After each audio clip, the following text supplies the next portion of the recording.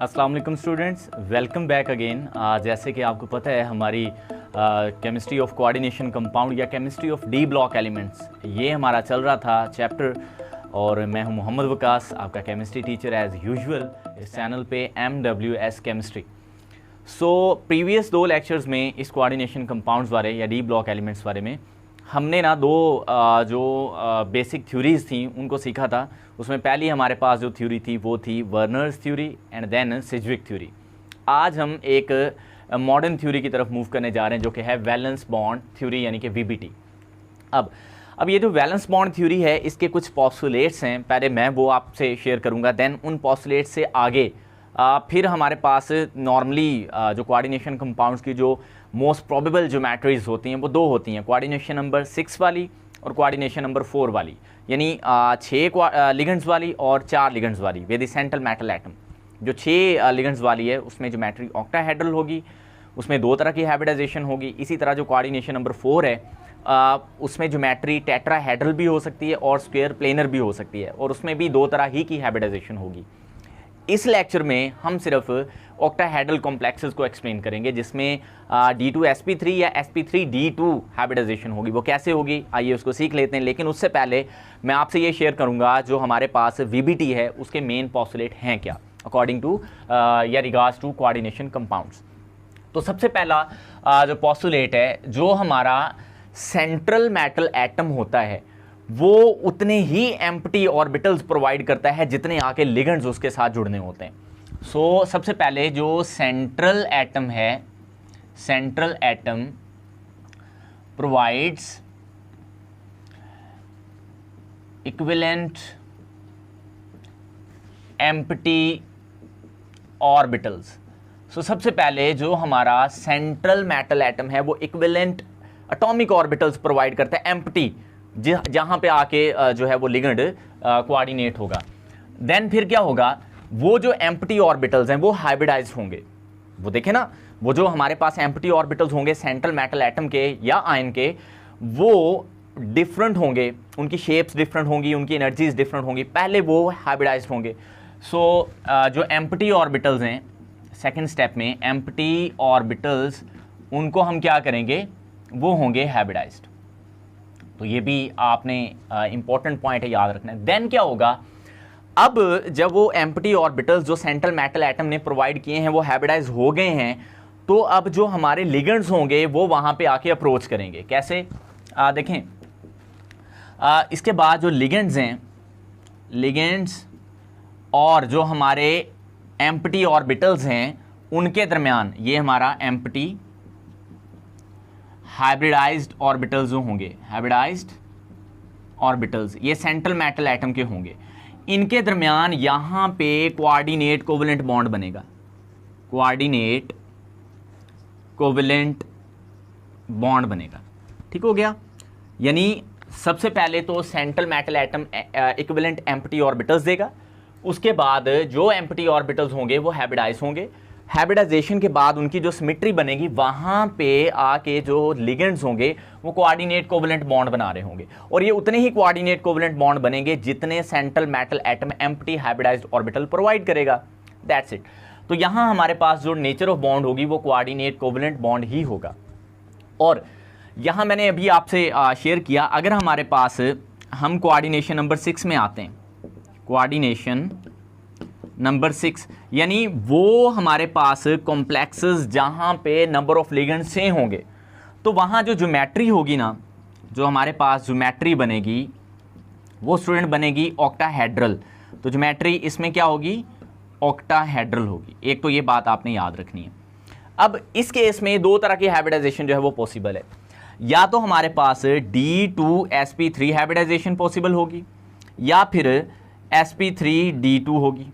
अब ये कैसे होगी ये हम साथ साथ देखेंगे। एक को हम आउटर ऑर्बिटल कॉम्प्लेक्स कहते हैं और एक को हम इनर ऑर्बिटल कॉम्प्लेक्स कहते हैं। ये इनर ऑर्बिटल कॉम्प्लेक्स होगा, ये आउटर ऑर्बिटल कॉम्प्लेक्स होगा। तो यहाँ पे थोड़ा सा मैं हिंट दे देता हूँ, ये इनर ऑर्बिटल कॉम्प्लेक्स है और ये आउटर ऑर्बिटल कॉम्प्लेक्स है according to our VBT theory.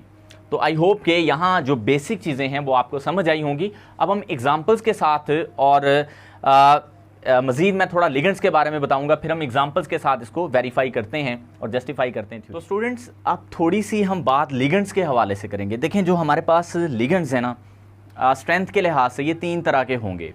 हम स्ट्रॉन्ग लिगेंड्स की बात करेंगे, हम मॉडरेट लिगेंड्स की बात करेंगे और हम वीक लिगेंड्स की बात करेंगे। आपने याद रखना है ये जो हमारे पास इनर ऑर्बिटल या आउटर ऑर्बिटल कॉम्प्लेक्स बनते हैं ना, ये जो लिगेंड्स होते हैं उनकी स्ट्रेंथ के ऊपर बेस्ड करता है। देखें मैं कैटेगोरिकली 3 तरह के लिगेंड्स आपको यहाँ पे बताने लगूँ। देखें सबसे पहले हम स्ट्रॉन्ग लिगेंड्स की बात कर लेते हैं। स्ट्रॉन्ग, अब जो हमारे स्ट्रॉन्ग लिगेंड्स हैं, जो सबसे ज़्यादा स्ट्रॉन्ग हैं, उसमें CN नेगेटिव है और CO है, यानी कार्बन मोनोऑक्साइड जिसको हम कार्बोनाइल कहते हैं। ये 2 आपने याद रखना है, स्ट्रॉन्ग लिगेंड्स हैं। इसके अलावा जो मॉडरेटली स्ट्रॉन्ग लिगेंड्स हैं, यानी बहुत ज़्यादा स्ट्रॉन्ग भी नहीं है, बहुत ज़्यादा वीक भी नहीं है, ये सिचुएशन के मुताबिक होते हैं, यानी कभी ये स्ट्रॉन्ग के तौर पे बिहेव करना शुरू कर देते हैं, कभी ये वीक के तौर पे, यानी मॉडरेट है। तो इसमें अमोनिया है हमारे पास NH3, इसके अंदर वाटर आ जाता है, इसके अंदर हाइड्रोक्सल आयंस वगैरह, इस तरह के हमारे पास जो लिगेंड्स होते हैं इनको हम कहते हैं ये मॉडरेटली स्ट्रॉन्ग है। और जो वीक लिगेंड्स हैं, वीक लिगेंड्स, सो ये जो वीक लिगेंड्स हैं इन सब के साथ भी लिगेंड्स ही आएगा। यहाँ पे स्ट्रॉन्ग लिगेंड्स और यहाँ पे मॉडरेटली स्ट्रॉन्ग लिगेंड्स और यहाँ पे वीक लिगेंड्स। अब वीक लिगेंड्स आपने याद रखने जितने भी हैलोजेंस हैं, फ्लोरीन, क्लोरीन, ब्रोमीन, आयोडीन, यानी इलेक्ट्रोनेगेटिविटी पे भी बेस करते हैं। बहरहाल यहाँ पे fluorine F negative, Cl negative, Br negative, I negative वगैरह, ये सारे ही वीक लिगेंड्स हैं। अब होगा क्या? अब होता ये है जो स्ट्रॉन्ग लिगेंड्स हैं या मॉडरेटली स्ट्रॉन्ग लिगेंड्स हैं, ये सेंट्रल मेटल एटम के जो इलेक्ट्रॉन्स हैं उनको रिपेल करते हैं, उससे वो पेयर्ड हो जाते हैं। तो नॉर्मली ये इलेक्ट्रॉन्स को पेयर कर देते हैं, तो इसलिए जहाँ पे ये स्ट्रॉन्ग लिगेंड होंगे वहाँ पे डायमैग्नेटिक बिहेवियर होगा और वहाँ पे इनर ऑर्बिटल कॉम्प्लेक्स ये वाला बनेगा। तो स्टूडेंट्स अब हम एग्जांपल्स की तरफ मूव करते हैं। हमारे पास जो पहली एग्जांपल है वो ये ले लेते हैं, NH3 6 और यहाँ पे पॉजिटिव 3 चार्ज। तो ये हम ना इनर ऑर्बिटल कॉम्प्लेक्स की एग्जांपल लेने लगे, यानी ये वाले की। इसका मतलब यहाँ पे मॉडरेटली स्ट्रॉन्ग या स्ट्रॉन्ग लिगेंड ये आ रहा है, ठीक है। तो ये हमारा जो सेंट्रल एटम है उसके जो ऑर्बिटल में इलेक्ट्रॉन्स हैं उनको पेयर्ड अप करेगा। पेयर्ड अप करेगा तो इससे जो है हमारे पास इसका बिहेवियर होगा वो जिसको मैग्नेटिक बिहेवियर कहते हैं वो डायमैग्नेटिक होगा। कैसे, इसको हम एक्सप्लेन करते हैं। तो सबसे पहले तो देखें जो अमोनिया लिगेंड है ये न्यूट्रल है, इनका तो कोई चार्ज नहीं है। तो ये 3 की 3 ऑक्सीडेशन स्टेट कोबाल्ट की है। तो कोबाल्ट का जो एटॉमिक नंबर होता है वो ना 27 होता है। तो यहाँ पे मैं ऐसे लिख रहा हूँ। तो सबसे पहले आर्गन 18 इलेक्ट्रॉन यहाँ तक, इसके बाद हमारे पास 3D आप ऐसे 5 बना लें, इसकी 5D जनरेट हालतें होती हैं, dxy, dyz, dzx, dx square minus Y square और dz स्क्वायर। इसके बाद 4s होगा एंड देन 4p होगा। तो इस तरह इसकी इलेक्ट्रॉनिक कॉन्फ़िगरेशन आप लिख लोगे, ये आपको याद होनी चाहिए, फिर ये आपका सॉल्व होगा। तो ये 3D है। अब आप ऐसे करें, देखें 27 इलेक्ट्रॉन पूरे करें, 18 ये हैं, पहले 4s में जाएंगे, इसकी एनर्जी लो होती है, तो इसके तो 20 हो गए, 21, 22, 23, 24, 25, 26 और ये 27।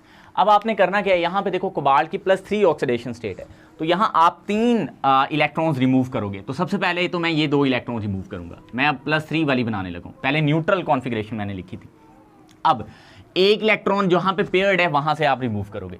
तो ये हमारे पास कोबाल्ट की +3 ऑक्सीडेशन स्टेट होगी। तो मैंने आपको शुरू में बताया था जो सेंट्रल एटम होता है वो एम्प्टी ऑर्बिटल प्रोवाइड करता है। तो यहाँ पे हमारे पास अभी तक ये एम्प्टी ऑर्बिटल है और ये है, इनमें से तो कोई एम्प्टी नहीं है। अब लिगेंड आएगा, तो लिगेंड आने की वजह से स्ट्रॉन्ग लिगेंड इफेक्ट है यहाँ पे अमोनिया का, उसकी वजह से इलेक्ट्रॉन पेयर्ड होंगे। अभी वो इलेक्ट्रॉन कैसे पेयर्ड होंगे वही हमने यहाँ पे सीखना है, जो मेन इस टॉपिक का क्रिटिकल पॉइंट होता है।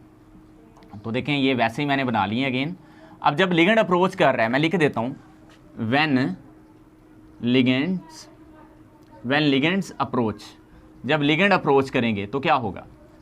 अब लिगेंड अप्रोच करने से क्या होगा, सिंपल है, ये इलेक्ट्रॉन पेयर्ड होना शुरू हो जाएंगे। देखें ये इलेक्ट्रॉन इसके साथ जाएगा, तो ये तो पहले ही पेयर्ड है, ये इलेक्ट्रॉन इसके साथ आके पेयर्ड होगा, और ये इलेक्ट्रॉन तो यहाँ, यानी ये इलेक्ट्रॉन इधर चला गया और ये 2 इलेक्ट्रॉन यहाँ आके जहाँ एम्प्टी बचा है वहाँ पे पेयर्ड हो गए। तो 2 एम्प्टी ऑर्बिटल यहाँ पे बचे।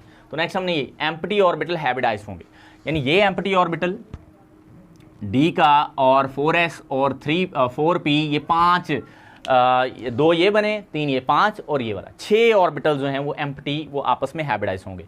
अब चूंकि ये इनर ऑर्बिटल से आ रहे हैं, यानी डी पेयर्ड होके एम्प्टी ऑर्बिटल छोड़ रहा है, या आपके 4D में नहीं जाना पड़ा, तो इसलिए इसको इनर ऑर्बिटल कॉम्प्लेक्स कहते हैं। तो नॉर्मली आपने याद रखना है, जब स्ट्रॉन्ग लिगेंड आएगा या मॉडरेटली स्ट्रॉन्ग लिगेंड आएगा तो हमारे पास इनर ऑर्बिटल कॉम्प्लेक्स बनेगा। ठीक हो गया। तो अब देखें ये 6 ऑर्बिटल जो हैं वो हाइब्रिडाइज हुए हैं, तो यहाँ पे आप 6 बनाएंगे, 1 2 3 4 5 और ये 6। होप कि आपको ये चीज़ें क्लियर होंगी। इसका नाम हम रखेंगे D2sp3 और ये हाइब्रिडाइज्ड ऑर्बिटल्स हैं, ये हाइब्रिडाइज्ड हैं। ठीक हो गया। सो ये आपने याद रखना है। अब ये एम्प्टी ऑर्बिटल आ गए हैं। इसके बाद हमने थर्ड स्टेप में क्या लिखा था कि लिगेंड्स जो है वो एम्प्टी ऑर्बिटल्स के साथ कोऑर्डिनेट कोवेलेंट बॉन्ड बनाएगा। अब 6 अमोनिया हैं, 6 लिगेंड्स आएंगे। देखो इसको भी अमोनिया फिलअप करेगा अपने 2 इलेक्ट्रॉन देके, 1 लोन पेयर देके, तो इसको भी इसी तरह, तो ये फिलअप हो जाएंगे और इनके दरमियान यानी लिगेंड के दरमियान और सेंट्रल मेटल एटम के हाइब्रिडाइज्ड एम्प्टी ऑर्बिटल्स के दरमियान कोऑर्डिनेट कोवेलेंट बॉन्ड बन जाएगा। यानी मैं एक यहाँ पे शो करवा देता हूँ, तो अमोनिया का और सेंट्रल मेटल एटम के D2sp3 हाइब्रिडाइज्ड ऑर्बिटल का आपस में कोऑर्डिनेट कोवेलेंट बॉन्ड बना है और ये 6 कोऑर्डिनेट कोवेलेंट बॉन्ड होंगे। स्ट्रक्चर जो होगी वो ऑक्टाहेड्रल होगी, यानी ये कोबाल्ट है, यहाँ पे अमोनिया लिगेंड है, इसी तरह यहाँ पे भी, एंड बाकी ये स्क्वायर प्लेनर में होंगे 4 लिगेंड्स यूँ स्क्वायर प्लेन में। तो ओवरऑल इस ज्योमेट्री का नाम होता है ऑक्टाहेड्रल ज्योमेट्री। ये ऑलरेडी भी आप बनाना जानते हैं। तो ये जो 4 लिगेंड्स होते हैं ये एक ही प्लेन के अंदर होते हैं और बाकी ये जो 2 लिगेंड्स हैं ये आउट ऑफ दी प्लेन होते हैं। तो ये हमारे पास था इनर ऑर्बिटल कॉम्प्लेक्स। इस तरह की और भी एग्जांपल्स हैं, लाइक अगर हम बात करें यहाँ पे CO, बल्कि यहाँ पे आप आयरन वाली मिसाल भी ले सकते हैं, FeCN6-3। तो ये भी हमारे पास इनर ऑर्बिटल कॉम्प्लेक्स ही है, क्योंकि यहाँ पे जो सियानो लिगेंड है ये स्ट्रॉन्ग लिगेंड इफेक्ट देगा, ये भी आयरन के जो ऑर्बिटल्स होंगे उसके अंदर जो इलेक्ट्रॉन होंगे उनको पेयर्ड अप कर देगा। तो ये भी इनर ऑर्बिटल कॉम्प्लेक्स होगा, लाइक CONH3F6। तो ये आपके लिए असाइनमेंट है छोटी सी, इसको आप खुद करके देखिएगा। और आयरन का एटॉमिक नंबर 26 होता है, लेस देन 1 ऑफ कोबाल्ट। अब ये जो हमारे पास स्ट्रक्चर बनी है आप इसमें चेक कर लें, जो हाइब्रिडाइज्ड ऑर्बिटल्स हैं वो तो सारे पेयर्ड हैं, लेकिन जो अनहाइब्रिडाइज्ड थे ये वाले 1 2 3 ये भी तो पेयर्ड है ना। तो इसमें कोई भी जो ऑर्बिटल है वो अनपेयर्ड नहीं है, तो इसलिए यहाँ पे इसका मैग्नेटिक बिहेवियर डायामैग्नेटिक होगा। तो ये दोनों ही जो कंपाउंड यहाँ पे मैंने लिए हैं कॉम्प्लेक्सेस, ये दोनों ही डायामैग्नेटिक इन नेचर होंगे, यानी स्लाइटली रिपेल करेंगे मैग्नेटिक या स्लाइटली रिपेल होंगे मैग्नेटिक फील्ड से, स्ट्रॉन्ग मैग्नेटिक फील्ड से। तो आई होप कि ये इनर ऑर्बिटल कॉम्प्लेक्स आपको समझ आया होगा। कोऑर्डिनेशन 6 और ऑक्टाहेड्रल ज्योमेट्री इसकी बनेगी, ये मैं लिख देता हूँ। अब हम मूव करेंगे इसी ऑक्टाहेड्रल कोऑर्डिनेशन नंबर 6 में आउटर ऑर्बिटल कॉम्प्लेक्स, जहाँ पे हम वीक लिगेंड्स की बात करने वाले हैं। तो उसमें एक एग्जाम्पल ले लेते हैं और उससे हम इसको जस्टिफाई कर लेते हैं। तो नेक्स्ट हम अपनी एग्जाम्पल पे मूव करेंगे। नेक्स्ट है हमारे पास COF6-3। तो यहाँ पे आप चेक कर लो, हमारा जो लिगेंड है वो वीक लिगेंड है। हर फ्लोरीन पे -1 चार्ज होता है, तो 6 पे -6 होगा। तो -6 को अब हम यहाँ पे अलजेब्रिक सम करेंगे। -6 में हम क्या ऐसा ऐड करें कि ओवरऑल -3 बचे, तो इसका आंसर है +3। तो अगेन यहाँ पे कोबाल्ट की ऑक्सीडेशन स्टेट +3 है। मैं डायरेक्ट इसकी ऑक्सीडेशन स्टेट के लिहाज से कॉन्फ़िगरेशन लिख देता हूँ। अगेन वही कॉन्फ़िगरेशन होगी जो अभी हमने अमोनिया लिगेंड्स के साथ लिखी थी। तो 1 2 3 4 और ये 5, इसके बाद ये 4s हो गया और ये हमारे पास 4p हो जाएगा। ऑलराइट, 4p 4s और ये 3d। अब इलेक्ट्रॉन्स लिख लें। देखें 2 इलेक्ट्रॉन तो यहाँ से निकल गए, 1 और बाकी हमने यहाँ से इस तरह से इसको रिमूव किया है। इफ़ यू रिमेंबर, देखो हमारे पास यहाँ पे आर्गन भी आएगा कॉन्फ़िगरेशन में। अगेन वही है कॉन्फ़िगरेशन सारी। यहाँ पे आर्गन 18 के बाद मैं पहले लिख देता हूँ 18 और ये 2 20 21 22 23 24 25 26 और ये 27, इस तरह इलेक्ट्रॉन होने थे। जब हम +3 ऑक्सीडेशन स्टेट लिखेंगे तो यहाँ से ये 2 रिमूव हो जाएंगे, अगेन यहाँ से ये वाला 1 रिमूव होगा। अब यहाँ मसला पता क्या है, जो हमारे पास फ्लोरीन है ये एक स्ट्रॉन्ग लिगेंड नहीं है, तो इन इलेक्ट्रॉन्स को जो D में है 3D में, इनको ये पेयर्ड अप नहीं करेगा। उससे क्या होगा, ये एम्प्टी ऑर्बिटल प्रोवाइड नहीं करेगा। तो 3D एम्प्टी ऑर्बिटल प्रोवाइड नहीं करेगा, तो फिर हमें, क्योंकि फ्लोरीन वीक लिगेंड है, तो फिर हमें क्या करना पड़ेगा, जो ऑर्बिटल्स हैं एम्प्टी ऑर्बिटल्स वो कहाँ से लेना होंगे, एग्जैक्टली वो हमें 4D से लेना होंगे। तो चूंकि 4D जो है वो आउटर ऑर्बिटल है, इसलिए इस तरह के कॉम्प्लेक्सेस को हम बोलते हैं आउटर ऑर्बिटल कॉम्प्लेक्स।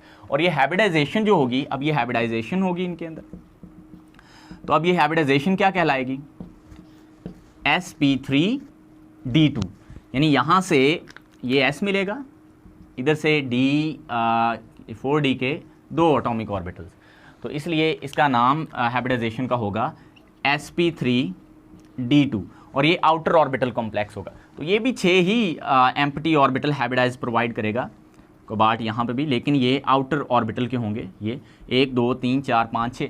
तो यहाँ पे जो लिगेंड है वो फ्लोरीन है, तो वो यहाँ पे इनको फिर पेयर्ड अप करेगा अपना एक लॉन पेयर देके, और यहाँ पे भी बॉन्ड कोऑर्डिनेट कोवेलेंट बॉन्ड ही होगा फ्लोरीन टू sp3d2 जो हाइब्रिडाइज्ड ऑर्बिटल हैं किसके, कोबाल्ट के, इनके दरमियान और फ्लोरीन के दरमियान कोऑर्डिनेट कोवेलेंट बॉन्ड ही होगा। और ज्योमेट्री अगेन वही बनेगी जिसको हम ऑक्टाहेड्रल ज्योमेट्री कहते हैं। तो ये अगेन ज्योमेट्री में कोई चेंज नहीं होगा, वही सेम ऑक्टाहेड्रल ज्योमेट्री होगी। और बाकी चार्ज वगैरह जो है वो मैंने ऑलरेडी पहले लिख दी है, तो वो आप यहाँ पे लिख सकते हैं। ऑक्टाहेड्रल ज्योमेट्री बेसिकली यूँ होती है, इस तरह आपने हट बना लेनी, नीचे भी एक, और फिर ये वाले को इससे जोड़ देना होता है, इस वाले को इससे जोड़ना है। इसी तरह यहाँ से इसको ले जाते हुए आपने यहाँ जोड़ देना है और इसको, तो ये कुछ इस तरह की ज्योमेट्री आपको नज़र आती है, इसको हम ऑक्टाहेड्रल ज्योमेट्री कहते हैं, ऑक्टाहेड्रल ज्योमेट्री। सो ये अगेन वही बनेगी, लेकिन ये इनर ऑर्बिटल कॉम्प्लेक्स है, याद रहे, sorry outer orbital complex, outer orbital complex है। और एक चीज़ और, ये पैरामैग्नेटिक है। अब पैरामैग्नेटिक क्यों है, क्योंकि इसके जो एटॉमिक ऑर्बिटल्स हैं उनके अंदर इलेक्ट्रॉन अनपेयर्ड हैं, आप चेक भी कर लो, 1 2 3 4 इलेक्ट्रॉन्स अनपेयर्ड हैं, तो इसलिए इसकी नेचर कैसी होगी, पैरामैग्नेटिक होगी। जब हम अगली नेक्स्ट थ्योरीज पे जाएंगे ना, MOT और CFT, तो वहाँ पे इनका मैग्नेटिक बिहेवियर और स्पिन मल्टीप्लिसिटी जो होती है वो निकालने का भी हम तरीका ज़रूर देखेंगे। तो ये स्टूडेंट हमारे पास कोऑर्डिनेशन कंपाउंड में जो कोऑर्डिनेशन नंबर 6 था, उसके लिहाज से ऑक्टाहेड्रल ज्योमेट्री जो थी उसके लिहाज से हमारे पास 2 तरह की हाइब्रिडाइजेशन थी, d2sp3 जिसको इनर ऑर्बिटल और sp3d2 जिसको हम आउटर ऑर्बिटल कॉम्प्लेक्स कहते हैं। तो नेक्स्ट लेक्चर में हम देखेंगे इसी में VBT में कोऑर्डिनेशन नंबर 4 को on the basis of their different types of hybridization, के वो स्ट्रॉन्ग लिगेंड आएगा तो क्या बनेगी और मॉडरेटली स्ट्रॉन्ग लिगेंड आएगा तो क्या बनेगी, और जब वीक लिगेंड आएगा तो उसमें हाइब्रिडाइजेशन कौन सी होगी, मैं कोऑर्डिनेशन नंबर 4 की बात करूँ। ये सारा लेक्चर आई होप के समझ आपको आ गया होगा। अगर आपको समझ आया है, इसको आपने ज़रूर लाइक करना है और अपने फ्रेंड्स के साथ शेयर करना है। अल्लाह हाफिज़।